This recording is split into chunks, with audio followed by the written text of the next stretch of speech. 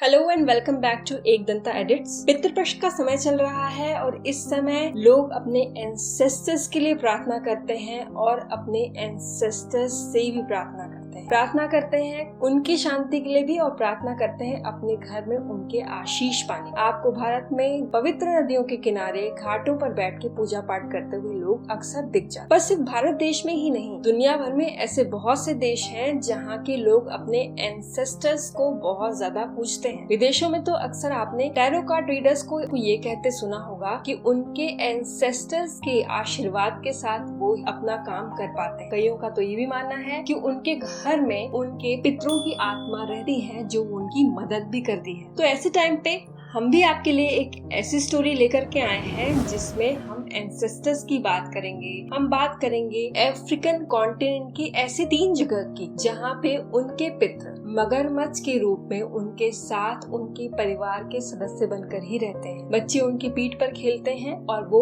उनके साथ एक social contract, friendly social contract बना करके रहते हैं। आपने बहुत सी अजीब कहानियां सुनी होंगी, लेकिन जरा ऐसी कहानी पर भी गौर करते हैं जहाँ पर लोग मगरमच्छ की पूजा करते हैं, उन्हें अपना ट्विन समझते हैं और इनका जन्म लेना और मरना भी क्रोकोडाइल के साथ जुड़ा हुआ होता है। आज मैं आपको लेके चलूंगी अफ्रीका के उन कोनों में, माली, चाड और बुर्किना फासो, जहाँ इंसान और मगरमच्छ के बीच का रिश्ता किसी फिल्मी कहानी से कम नहीं। तो चलिए पहले चलते हैं माली के छोटे से दमासांगो गांव में डोगन नाम की कम्युनिटी रहती है। यहाँ लोग मानते हैं कि हर इंसान का एक स्पिरिचुअल डबल है और वो है उसका मगरमच्छ। कहानी यूँ हुई कि बहुत साल पहले एक आदमी बाढ़ में फंस गया था। जब सब उम्मीदें खत्म हो गयी, तब एक मगरमच्छ आया और उसे अपने पीठ पर बिठा करके नदी को पार करा दिया। उस दिन से डोगन लोगों ने मान लिया कि मगरमच्छ कोई ऑर्डिनरी एनिमल नहीं है, बल्कि उनके रक्षक हैं। गांव का एक आदमी, जिसे वहाँ के लोग शमन कहते हैं, यानी कि स्पिरिचुअल गाइड,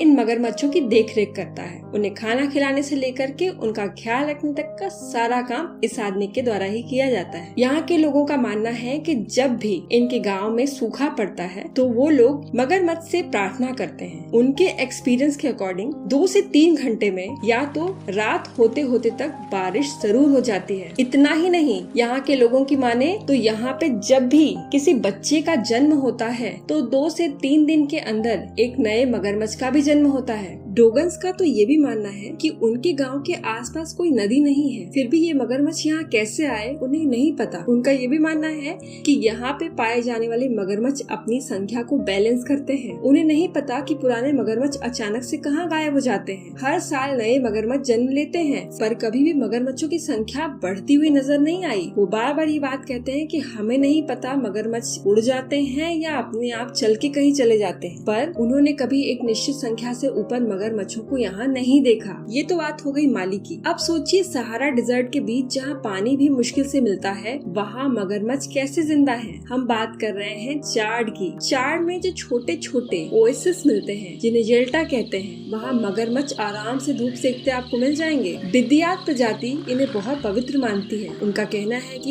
यह मगरमच्छ किसी चमत्कार से ही यहाँ जिंदा है। उनका मानना है कि जब सहारा एक हरा भरा क्षेत्र हुआ करता था और यहाँ नदियाँ बहती थी, तब यहाँ पे मगरमच्छ पाए जाते रहे होंगे। पर जो एनवायरनमेंट चेंज हुआ, उसके बाद जो मगरमच्छ इस चेंज से जीवित रह पाए, वही यहाँ पे आज भी जीवित है। यहाँ के नोमैड्स इन मगरमच्छों की पूरी तरीके से प्रोटेक्शन करते हैं। उनका मानना है कि ये कोई खतरा नहीं है, बल्कि यहाँ के गार्डियंस हैं। अब बात करते हैं बुर्किना फासो की, जो कि माली का इमीडिएट पड़ोसी है। यहाँ के साबुओ गांव की कहानी तो और भी इंटरेस्टिंग है। यहाँ हर इंसान मानता है वहाँ पे पाए जाने वाले मगरमच्छ उनके ट्विन है, यानी हर आदमी का अपना एक ट्विन। लीजर्स की माने तो यहाँ के रेगिस्तान में एक बार एक शिकारी बिल्कुल प्यास से मरने ही वाला था। तभी एक मगरमच्छ आया और अपनी गीली पूंछ से उसे पानी का रास्ता दिखा दिया। उस दिन से मगरमच्छ और इंसान का रिश्ता भाईचारे जैसा हो गया। जैसे कि लोग यहाँ पर हर मगरमच्छ को अपना ट्विन मानते हैं, उनमें से बहुत से लोग ऐसे हैं जो अपने ट्विन मगरमच्छ के पास जाते हैं और उनसे अपने सीक्रेट्स भी शेयर करते हैं। वो उनसे बातें करते हैं और बच्चे उनकी पीठ पे बैठ करके खेलते हैं। जब भी किसी मगरमच्छ की मृत्यु होती है तो वो जिसका भी ट्विन है, 2 से 3 साल के अंदर वो आदमी भी खुद ब खुद मर जाता है। बुर्किना में भी एक आदमी को मास्टर ऑफ क्रोकोडाइल के तौर पे रखा जाता है, जो इस पवित्र तालाब की रक्षा करता है, मगरमच्छों का भी ख्याल रखता है। उसका ये मानना है कि वो स्वयं भी मगरमच्छ है और अगर किसी ने मगरमच्छ को हानि पहुंचाई तो वो खुद ही उन्हें दंड देगा। इतना ही नहीं, इन तीनों जगहों पे ये भी माना जाता है कि अगर किसी ने मगरमच्छ को हानि पहुंचाई तो पूरे एरिया को दुर्भाग्य का सामना करना पड़ सकता है। यहाँ के लोग भी मगरमच्छ से प्रार्थना करते हैं, अपनी शांति और खुशहाली के लिए उन्हें खाने के लिए चिकन ऑफर करते हैं। ये एक डील है, इंसान उनकी रक्षा करें और मगरमच्छ इंसानों को शांति और खुशहाली दें। अब अगर आपके मन में ये बात आती है कि मगरमच्छ यहाँ पे खतरनाक क्यों नहीं है, जबकि इन तीनों ही जगहों से 1000 किलोमीटर की दूरी पर पाए जाने वाले नाइल रिवर के क्रोकोडाइल तो बहुत ही खतरनाक है। वो तो इंसानों को पाते ही फाड़ देते हैं। वैज्ञानिकों का कहना है कि शायद क्योंकि लोग पीढ़ियों से इन्हें फीड करते आ रहे हैं और इनके साथ ही रहते हैं, तो इनके बिहेवियर में बदलाव हो गया है। बुर्किना में तो लोग इनके साथ सेल्फी लेते हैं, बच्चे इनके पीठ पे खेलते हैं। जो जानवर बाकी जगह डर और खौफ का कारण है, वहीं इन गाँव में फैमिली मेंबर बन चुके हैं। ये हमें सिखाते हैं कि इंसान और नेचर के बीच रिश्ता सिर्फ डर का नहीं होना चाहिए। अगर हम रिस्पेक्ट और केयर दें तो सबसे डेंजरस क्रीचर भी दोस्त बन सकते हैं। इन जगहों के लोग इतनी सूखी जगह पर भी मगरमच्छ के होने को मिरेकल मानते हैं और उनके साथ इंसानों का ये रिश्ता हमें रिमाइंड कराता है कि नेचर से हार्मनी में जीना ही सबसे बड़ा मिरेकल होता है। तो कैसे लगी आपको मगरमच्छों की ये रहस्यमयी दुनिया? कमेंट में बताइए और अगर कहानी इंटरेस्टिंग लगी तो शेयर करना मत भूलिए। Thank you.